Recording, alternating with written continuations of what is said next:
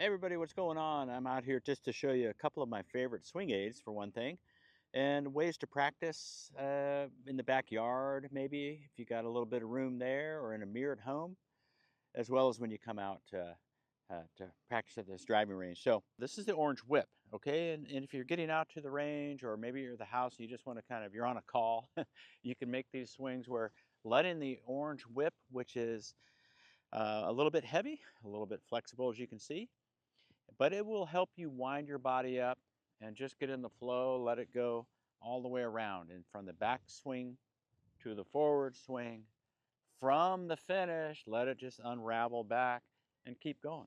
So you're not swing mechanics, you're stretching wrists, you're stretching the back muscles, you're getting the movement across the ground, and it's really just a nice elastic way to go prepping for the day, right? Maybe you could do this at home before you get to the driving range or go to play.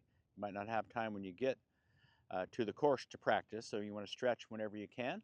This is a great tool for it, the orange whip. Now, also, I found something that's really cool about this that's helped a lot of my students.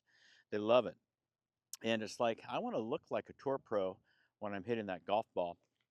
And what I can do is put this baby on the ground, just on the ground in front of my feet, from this angle here, just like this, and then I drag it like a mop, okay? Now when I say that, my head stays pretty much behind my shoulders feeling, but you can see I'm transferring like a mop, a big heavy mop. You'd have to shift your weight.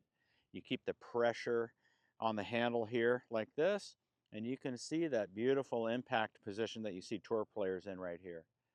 So it's a wonderful feel. Set it about 2 feet to the right of your shoe, and your arms will feel like they're, or look like they're just a bit over the shoe here as well. And here we go.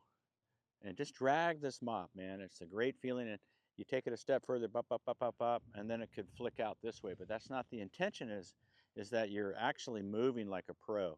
You're shifting your lower center of gravity or your hips, belt buckle, to the target without coming out of posture. A lot of people stand up right away, and you can see the ball would just lift right up. Not the intention at all. We want to look like this, like we're still in it, right? Still in the shot. Head's down, visor's down, eyes are down, neck's down, and we just go to work. Boom. All the way like this. Got the mop over here, drag it across. Keep dragging. Boom. So we got that, right? The other thing I wanted to show you in referencing what that looks like would be if you just took a couple golf balls. You can put the golf ball roughly above the belt buckle, belly button, and this one up here, sternum area, collarbone, right in the middle. Right now the balls are lined up with each other, right? So there's no gap. And when you're hitting a golf ball, you want to feel like your hips shift, but your head, like a good player, would still be over the golf ball. And you can see now there's a gap between the two of them.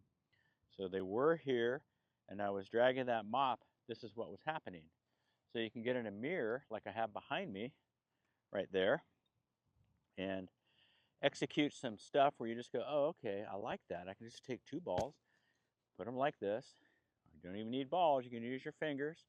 But now you can clearly see how the lower ball is way over my front foot. My head just stayed on the ball that I'm going to be hitting down there, and I have a gap between the two. Separation. I will tell my students a button-down shirt, top button is going to stay behind. The lower button of the shirt is going to be way over this foot. You know, there we go. Great exercise. That's called side bend in golf. And you got to have it when you're striking the turf and hitting that compressed golf ball. So more swing aids over here I want to go through. Scotty Scheffler has a formed grip on his club in his practice that he uses, right? And what is a formed grip? Well, you can see it's a molded grip for fingers. And also there's some lines here for you to put your hands on the same way every time in a very neutral grip, okay?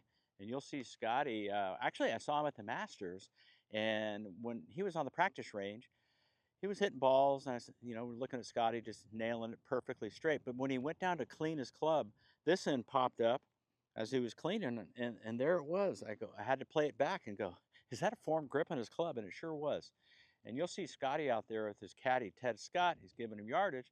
Scotty's always up here putting his grip on, looking up at the club face, grip to club. So When you're looking to do what I like to term sameness, okay, that's when you're doing the same thing over and over and over. And one of them is you better put your hands on the club the same way every time, and this grip will absolutely do that for you. So the two touch points in the game, feet on the ground, hands on the club. That's what we got. Own them.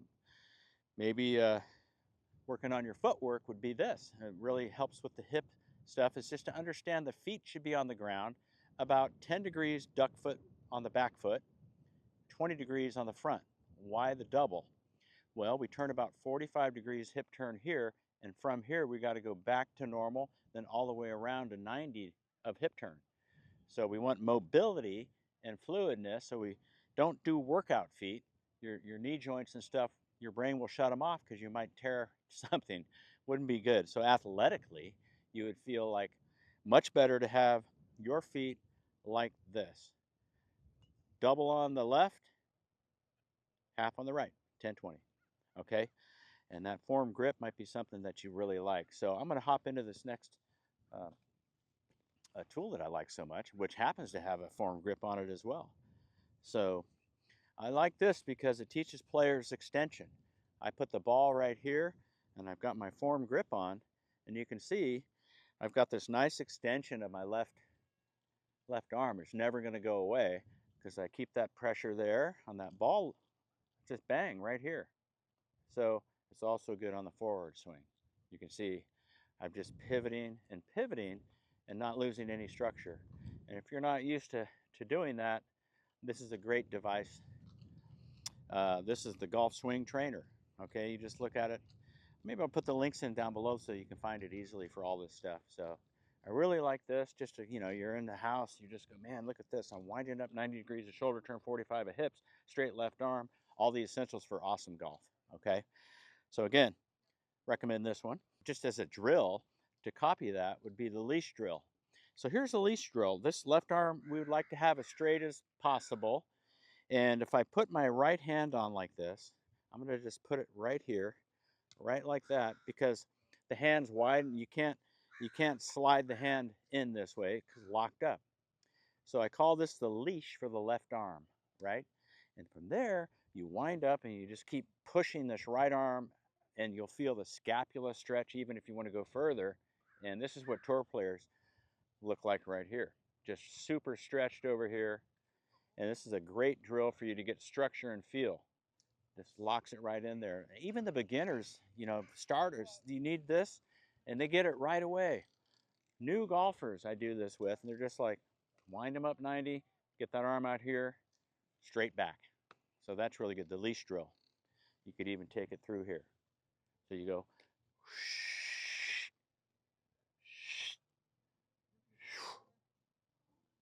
like that. So this is the power package, okay? It's got a couple cup holders for your wrist joints. And if you're looking to get wrist hinge with a neutral club face, you can put this on at different, angles to set your wrist in a way that you want the club face to look. And for me, I want my face to be slightly open when I'm practicing. So open is when the toe is down, or if you could see the back of the club, that would be very open. You watch Ernie Els, couples, those guys are like this. Toes never like this, never in front of the shaft, never looking at you with the club face. So this is a wonderful thing to just get in here, set it in that right wrist. You can feel the loading. That thumb of the glove hand is on the bottom of the club. That has a nice setting of the wrist. So if you're looking for more power, I really suggest that. Or if you're a senior golfer, man, we need to get the wrist working just like this. So if I took this club up like a V, capital V like this, and I just took the shaft up like this, be right up here like that. And if I turned around to show you what that looks like, here we go. You can see that alignment there. So again, taking it back.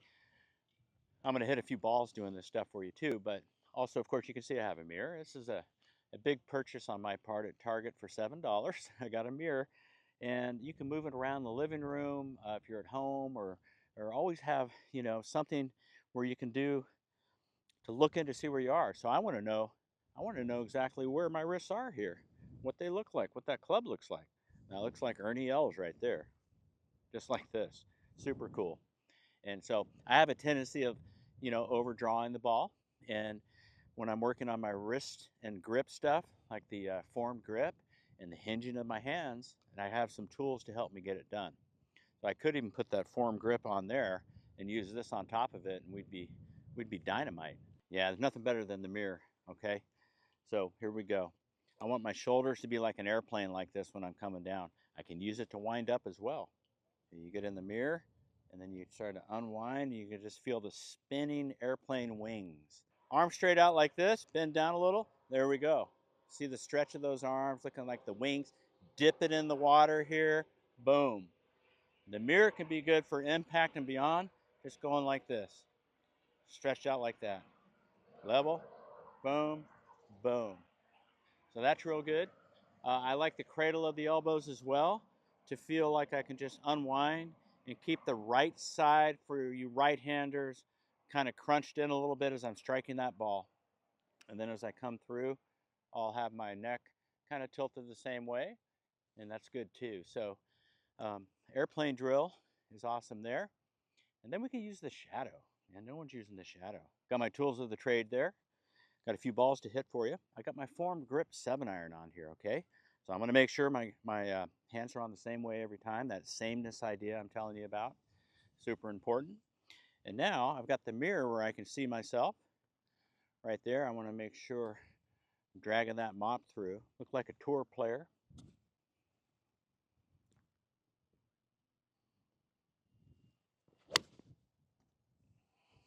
Get a system going like stack and tilt, and you're gonna play better golf, all right? There's no doubt about it. Hit that link down below. It'll take you to a site that has the videos to help you along, to map yourself out so you have a system. Excited to have you aboard. We'll see you down the fairway. Paul Gorman out.